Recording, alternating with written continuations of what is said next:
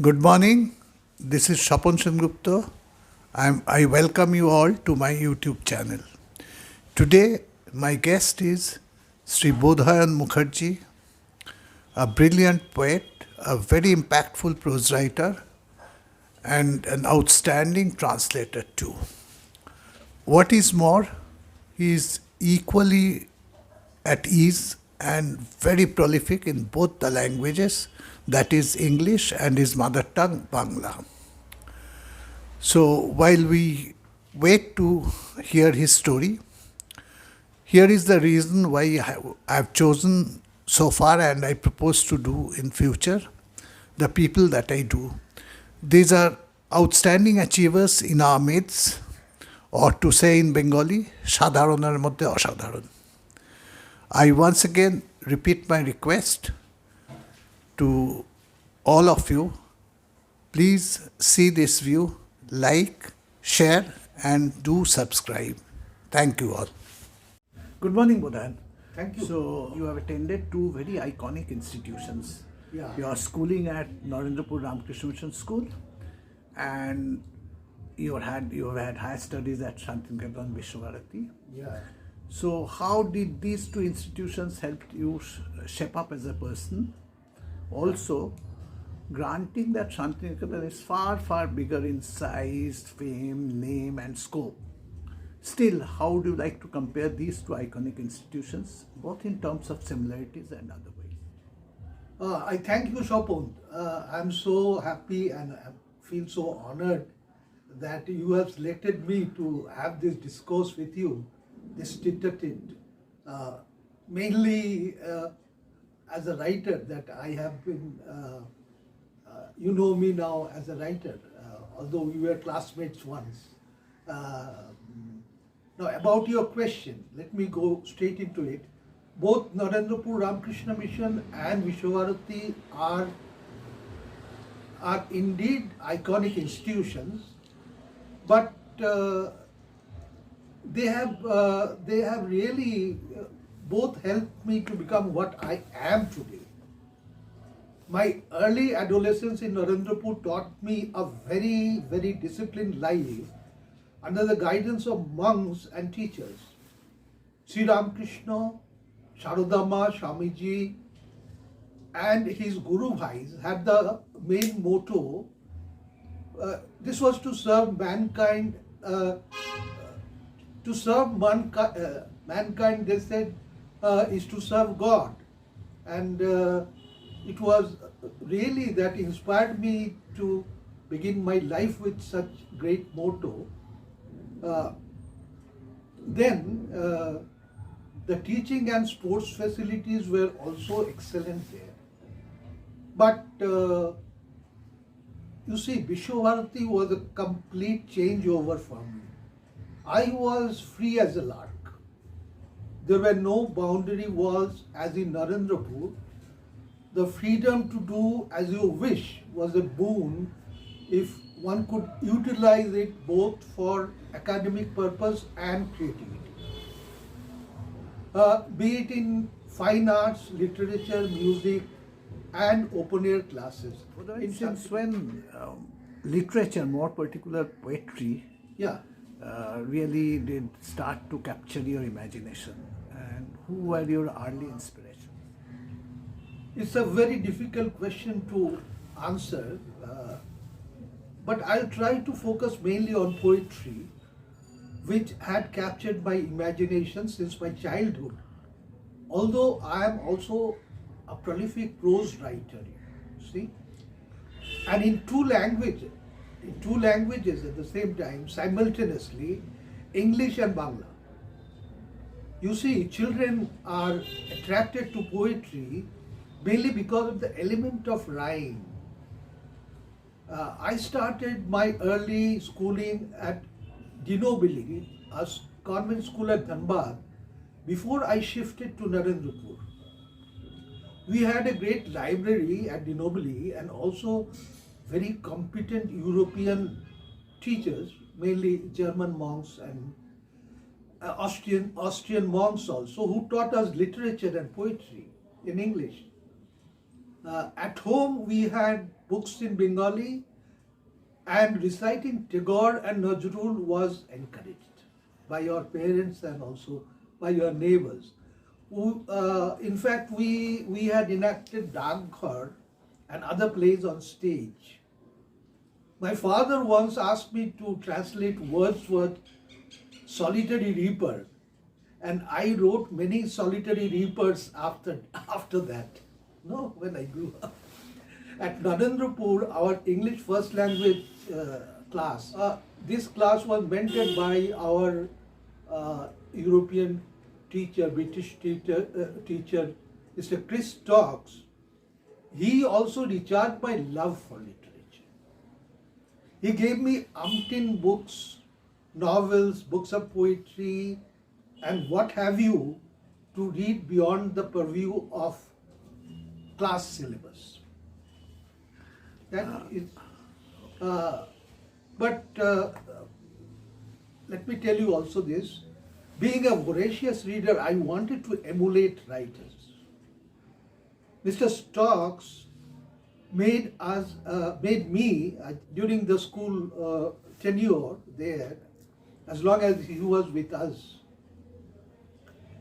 the editor of the English section of a school magazine, Falguni. Do you remember Falguni? Yeah. So, but at Vishwabharati, I was elected a student editor and literary secretary of the university. That is when I started to send my articles to the newspapers and literary magazines of Calcutta and Bombay.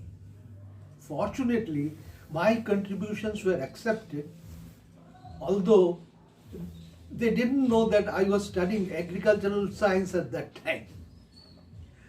A deluge of writings emanated from my pen at that starting point, some of them utter trash when I chanced to find out some of them from my personal archive now.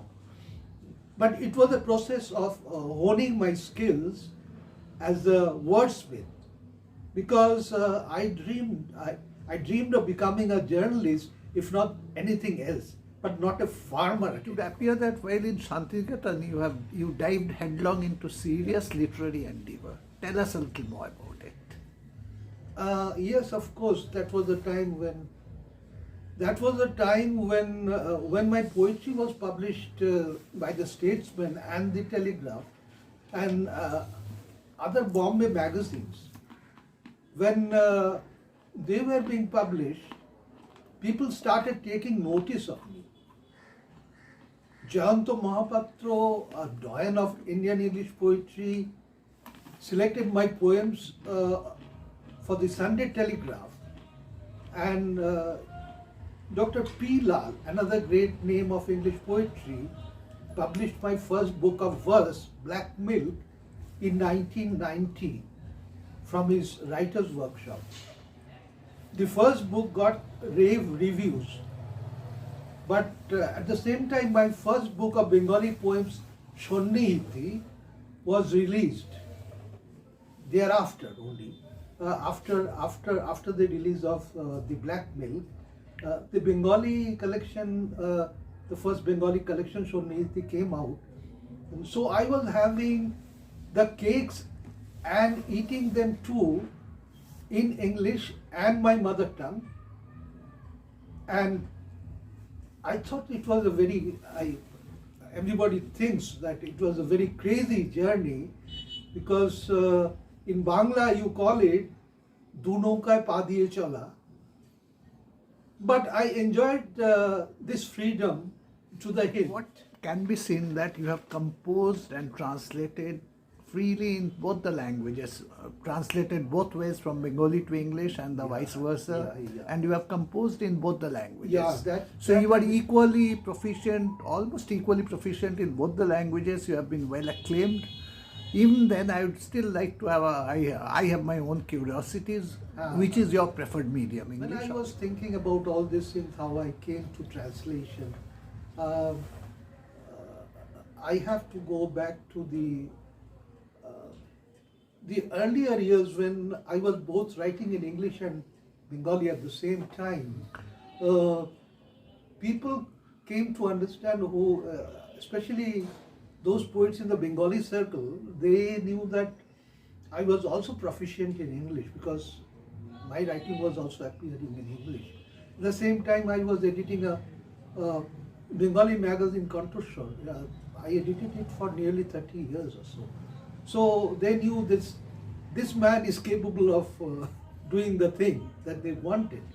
But since I had acquired a large vocabulary both in English and Bangla, I took translation as a great pastime and also to overcome the frequent writer's block that I experienced.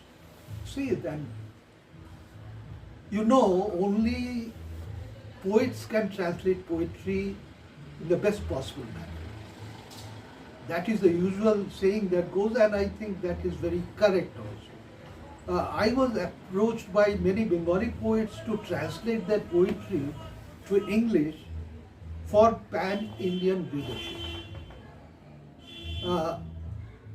I have translated many such anthologies like Cold Mist, Alamod, Marigold Moments, Blue Horizon, and more recently the selected poems of Pankaj Saha in collaboration with Andrew Warham in London. I also translated for Sahitya Akademi's Prime magazine Indian Literature. I represented poetry readings in other states sponsored by Sahitya Akademi.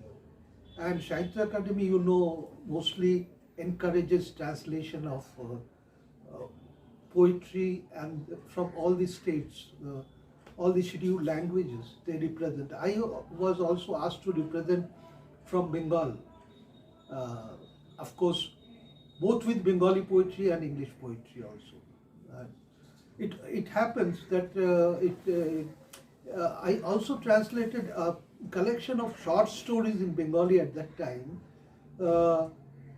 It's called Duniya Kapano Shera Golpo. I picked up the best short stories that I have read throughout since my childhood, and I picked up the best and I translated them to Bengali, and it came out as an anthology called Duniya Kapano Shera Golpo, which was sold out quickly.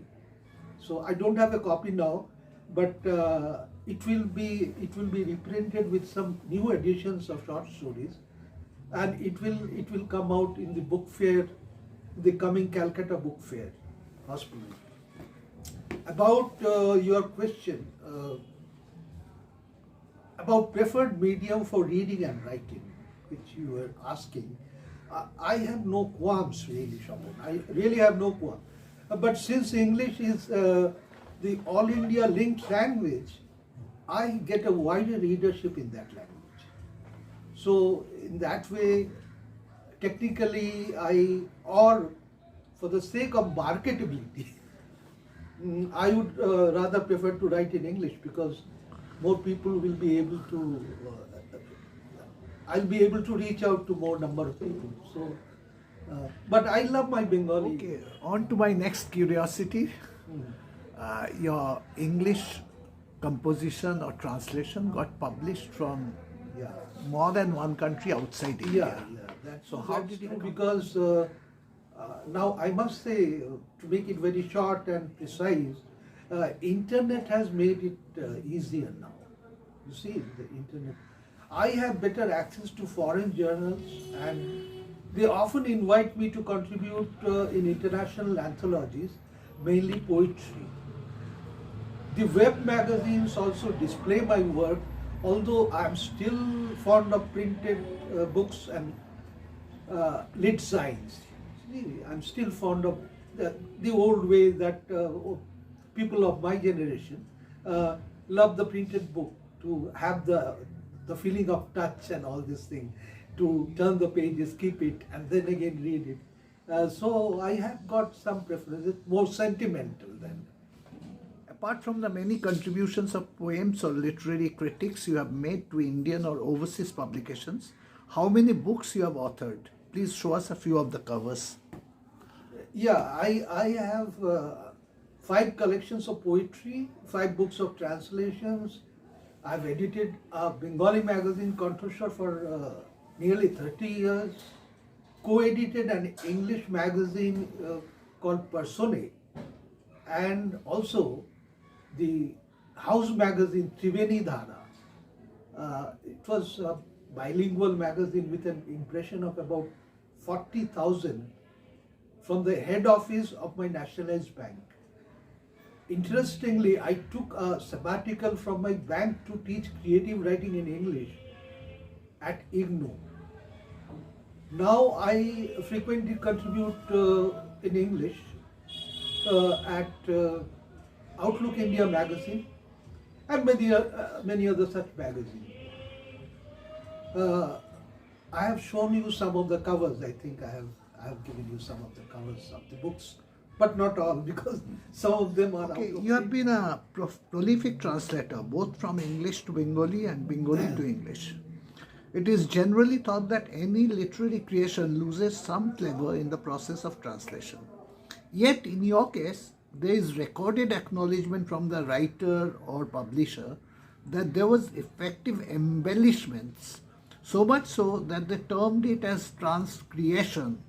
Tell us a little bit about it. Translation that you asked me, huh? You asked me about how translation affects poetry and all these things. It's a long drawn question. I mean, we have debated so much about translation, transcreation, transliteration, all these things. But as I told you, I love translating. That's why I have some views about translation. I told you I take great pleasure in translations. It helps to overcome the barriers of language. India is a multilingual, multicultural country. We cannot we cannot even understand. We can't even understand or read the language of our neighboring states, not to speak about foreign countries. English has become the linked language as a natural post-colonial phenomenon. And I cherish the role of a link man. So I link languages, 2 languages, 3 languages. Sometimes I try 3 also, but I'm not so much conversant. I try to learn French a little bit, Spanish a little bit, but it's a difficult task, I know. And to translate poetry is very hard, I tell you. But only from Bengali to English or from English to Bengali, I feel more comfortable. But I have to learn French and Spanish and then translate from the original Spanish and French to Bengali. Hardly few people can do it. They mostly take the help of the English and the prop. English is the prop. So I told you that I had played the role of a link man. I try my best to imbibe others' poetry as my own, and it turns out to be the mirror images of the original. It's more difficult to write one's own poetry. I mean, to translate is more difficult than writing one's own poetry or prose. Sometimes, but seldom, I try to transcreation, that's called transcreation. It's very tempting to add my own input to improve a poem, but I consider it as unfair. I rather aim at surpassing the quality of the original text. So far, I have not mentioned the name of any of the writers or poets who inspired me so far in this interview. There are many, and the list would be unending. I often translate them for my own satisfaction and to regale the readers who Okay, love. so Boudhayan, time tells us that we should close the session Yeah. at this point. Maybe I'll come back later for a second episode. Today's episode I want to close with you reciting a few lines from your own composition, from your own poems. Please. Yeah, this is, I think, the most recent one. That this book arrived at my residence only yesterday. And this is an international anthology.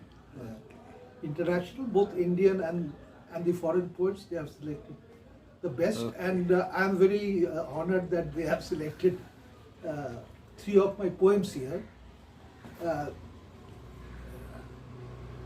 I just wanted to tell you something. I don't go into the theories of literature. Like now they have, once upon a time it was romantic poetry, then there was the impressionist poetry, then there were many other movements like Dadaism and all these things.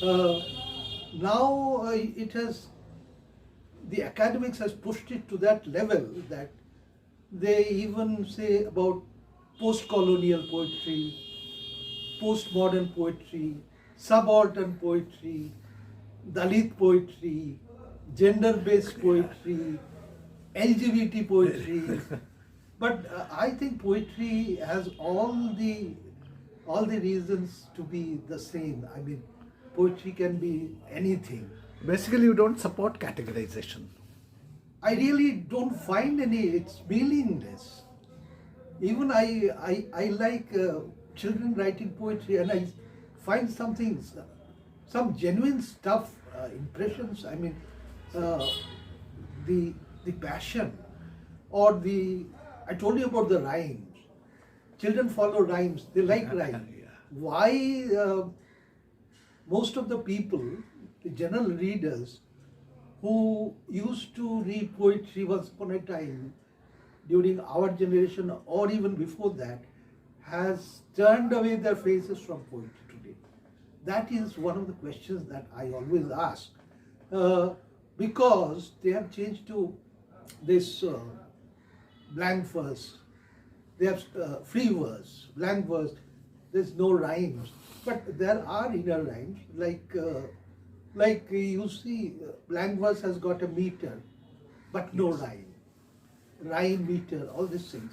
But people don't understand these things. They are so internalized. So general reader would not. But because I am a very earthly man, I write. I want to write Indian English. By meters, you mean something like Meter means Chultar, matra. Kobekar, Ondokar, Vidisha, Nisha? Chultar, Kobekar, Ondokar, Bidishar, Nisha. That is Meter. Yogananda Das. Yeah. But Chultar, Kobekar, Ondokar, Bidishar, Nisha. See, even in a single line, he has matra, the meters have been. This is meter. Yeah. In fact, but this is a blank verse poetry, but the meter has been Yes, used yes, here. yeah. So this is the excellence of Yogananda Das. I have translated some of his poetry, but anyway,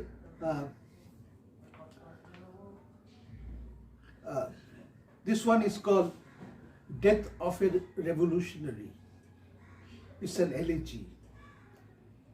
He came and sat in our room, wearing a white kurta handloom, drenched with blood. Reading once the banned book, his world really shook. After his capture, he succumbed to torture.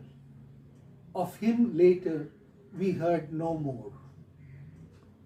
He had walked into our darkness. The darkness still remains, but his memory turns brighter every day. I don't cry as I have nights left for it, oh hollow hours without my child. I can see the shape of his soul, an oval sun, the weight of bliss, a leaf flying, dancing through opaque parts of a poem. Ideologies detach, float. He holds the net. His brothers will reform. A dream scurries into my sleep most nights. Death was only a means to end his youthful body, to be reborn a child, we'll bring up next year. This is what we নারী ও অজয়নাথ কি লিখেছিলে কবিতা স্রোত বয়ে যাচ্ছে দেখো জগতের যত মেয়ে হাস্যমুখী শরীরে কোনো নিরাকার চেতনা নেই বলে এখনো সুন্দরী হতে আকুলি বিকুলি করে আমাদের কুৎসিত কালো মেয়ে তাকে ডেকে বলি পুরুষ পুরুষ ছাড় অন্য কোনো বিভোর মেয়ের সাথে জোট বাঁধ কি লিখেছিলে কবিতা স্রোত বইছে আধারে আত্মীয়হীন নিঃসঙ্গ জীবনে শুধু নিজের সঙ্গে সহবাস আশেপাশে টেবিল চেয়ার কংক্রিট জানালা অব্যক্ত যন্ত্রণায় সেলফোন কথা বলে পকেটের ভাঁজে এইবার তোকে নিয়ে চলে যাব ভেদিয়া নদীর পাশে অজয় নদীর পাশে তুই থেকে তুমি হবি যেন সেই মরমী হাত বাড়িয়েছে কেউ প্রেম নয় বিপণন বিস্ময়ও নয় সেই ঘাসেন্দ্রিয়তা নীল ফুল জীবনের সব কিছু ফুটে আছে চারপাশে তুমি যদি দেখতে না পাও অন্য কেউ দেখে তারার আকাশ অজয় নদীর পাশে পুটুস ফুলের ঝাড় বেড়ে ওঠে অভ্রান্ত লয়ে সুবিকাশ জন্ম নেয় প্রতিপলে তাই যদি হয় এত বিভ্রান্ত কেন আমাদের মতবাদ দুঃখ হাতের ফনা ফণি মনসা বেড়ে ওঠে চারপাশে এ নিয়ে মরু সাহারা প্রবন্ধ হয় হাস্যমুখী বিশাখা আমরা তো শুয়ে আছি জলের কিনারে অজয়ের পাশে ভেদিয়া জেগে উঠছে প্লাবন অন্বেষায় Confessions. I placed my feet on wet shadows, sleeping on grey courtyard soil, and saw her freckled-faced. She is India through centuries, though she never heard the name of her country. She never voted because the electorate didn't reach her due to bad roads. I stood bare and drenched on the field under the rains, which rarely fed her crops. She could be my mother because of a stew. I should die in disgrace, for my father will not read this poem. Illiterate, he only used his thumb impression to bring home doles from the video. I am my father's judge. May the gods curse my Angrezi schoolings. As glories of vegetative parts vanish to flowers, my sacrifices to poetry. I sift the English words and find none that suits my context. Fear my pain before you discover love. Amid words grayed by doubts, a harsh blue sadness of sorts, stumbling blocks of words, Amra Apri number. Okay, thank you, Boudhayan. Till we meet again. Oh, I'm so thankful. So thankful.